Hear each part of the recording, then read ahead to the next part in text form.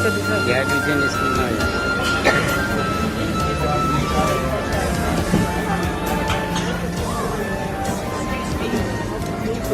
That's what we called her.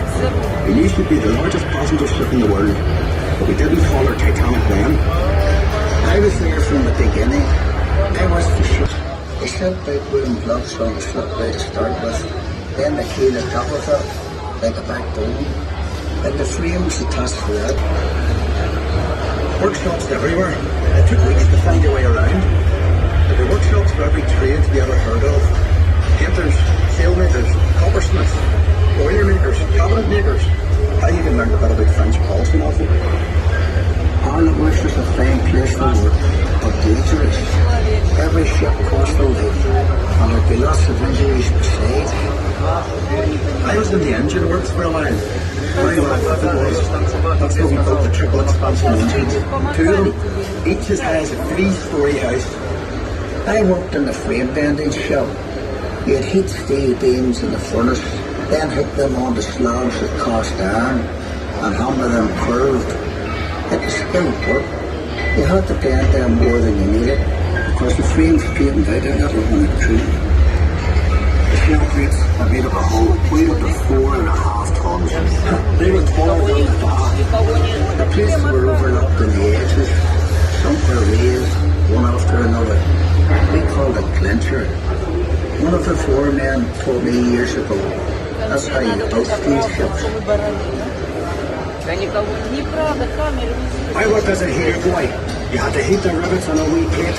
You pumped the bellows till the rivet was white hot, and you get a hold of it with your tongs and throw it up to the catcher, and he put it in the hole in the plate with a holder up. There were two of us on the other side of the plate with a holder up. I had to hammer the rivets to fill the hole before it turned dull red. The double bottom. That's a wee space we called the tanks, made up of steel plates. The rest of the rivet squad all had to fit into that gap.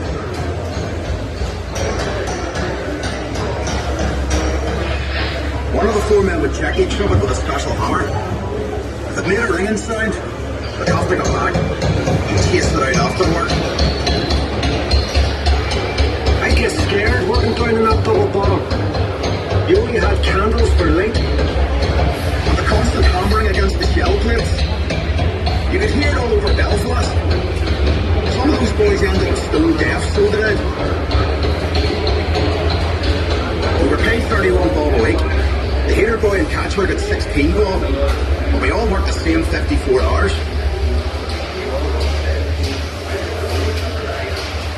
The upper deck was steel too, and part of the strength of the ship.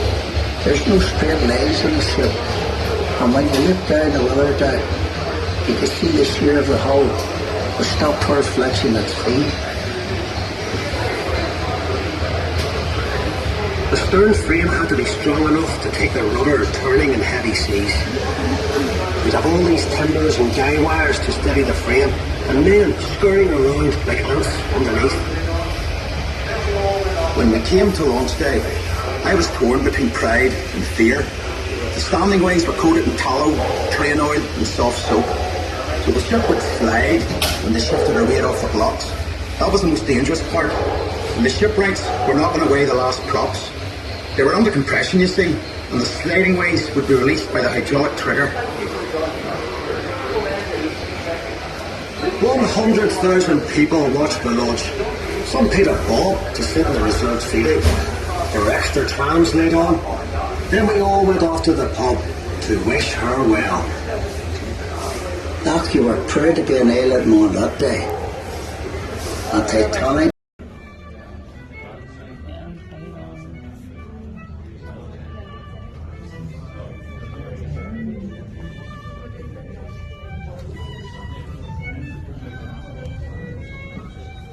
That's not an awful cabin.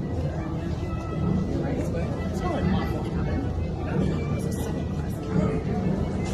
That is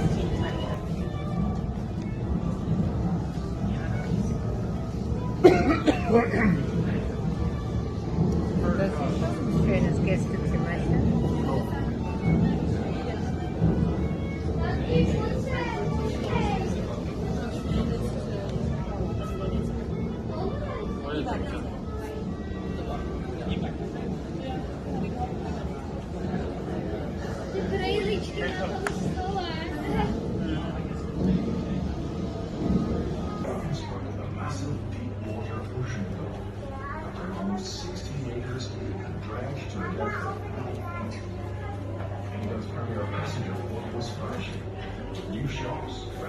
and businesses open to service the growing passenger trade. О, Титаник его любим. Job opportunities on board ship and enormous brought miles all over the planet. Almost 400 Titanics crewmen in Southampton's North. The national coal strike allowed several ships late up at dawn. The prospect of a job on Titanic welcomed relief for crewmen who managed to sign up. On April 5th, Titanic was dressed in the single flags and pennants as a Good Friday tribute to the people of Southampton who welcomed it. By April 10th, the ship had been fully provisioned, including £75,000 of fresh meat, 40,000 eggs, 1,000 sweetbreads, and 8,000 cigars. At 7 a.m., Captain Edward John Smith came aboard the Titanic to prepare for the Board of Trade muster at 8. Around 9:30, the first passengers arrived on the boat train from London to Waterloo. By late morning, all the passengers in the valley were aboard, minus two firemen who were being missed the departure. At noon on April 10th, bang on time, and fully expecting to be in New York within a few days, the Titanic sounded her whistle and cast off the lines.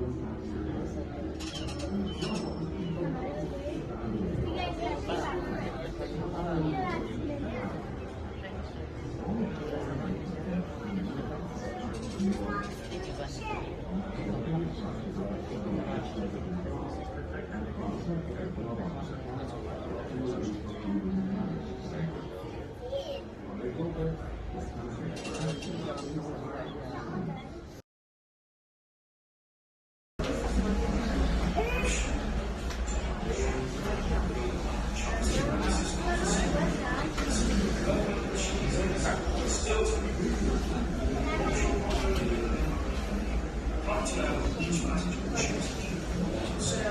the morning of the day of the tragedy, we picked her signals up over, she was about 750 miles east of Cape Race at that time. And a chap named Godwin, my third operator, rushed in. He said, "My God, gracious, the Titanic has struck a berg." Now, the SOS had just recently come into practice. But prior to that, the CQD was that was a Marconi manufactured one. It never had official recognition. I think that's where he... Absolutely perpendicular. Then, quite quietly, quicker and quicker, she seemed just to slide away under the surface and disappear. As she vanished, everyone round me on the upturned boat, as though they could hardly believe it, just said, "He's gone."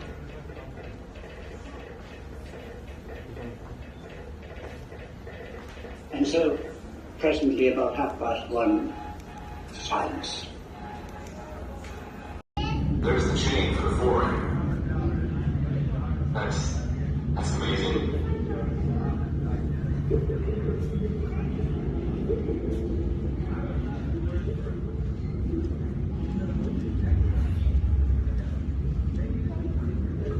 Now we're running back down and heading towards the forecast. Wow, that is incredible. It's a great shot.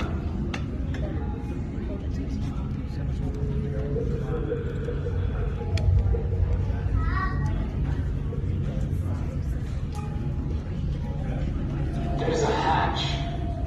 Rob would first to go under the surface. What are those? Capstans for winding ropes and cables. Let me rotate the ROV.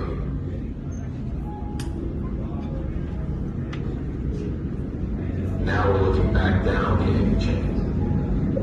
Unbelievable. It's pretty cool, huh?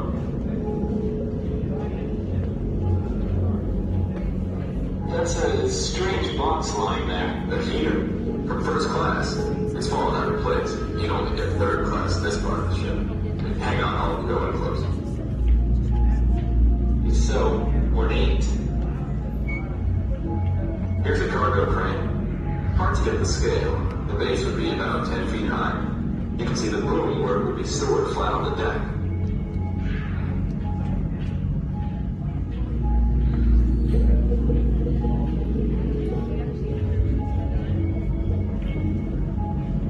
Something's fallen across that one. That's the foremast.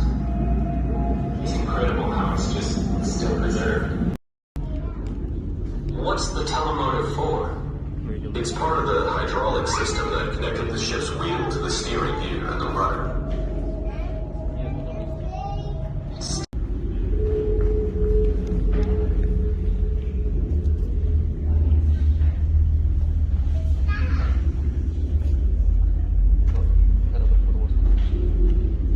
Some kind of basket? No one's ever figured out what that is. But you know what that is, though? Go closer, I'm zooming out. A chamber pot? A frying pan. So we're coming out of the back end of the debris field now. Next thing you'll see is the stern section. What a mess. Remember, it came down suddenly.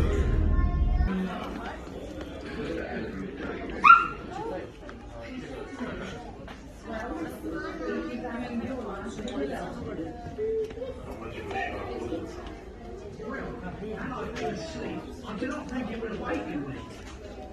That is, had I been in a heavy sleep, Что за лодка? Это спасатель, да? I inquired at the trouble and was told А, это спасательная лодка.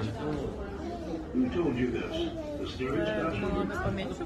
No, somebody amongst the boys. The stewards, they were making quite a joke of it. And what did you do about the lifeboats? Some refused to put them on. Did they say why? Yes, they said they saw no occasion for putting them on. They did not believe the ship was hurt in any way. And and attach electromagnets to the hull, then connect these to cables and winch the hull up. With the onset of war, Titanic is almost forgotten.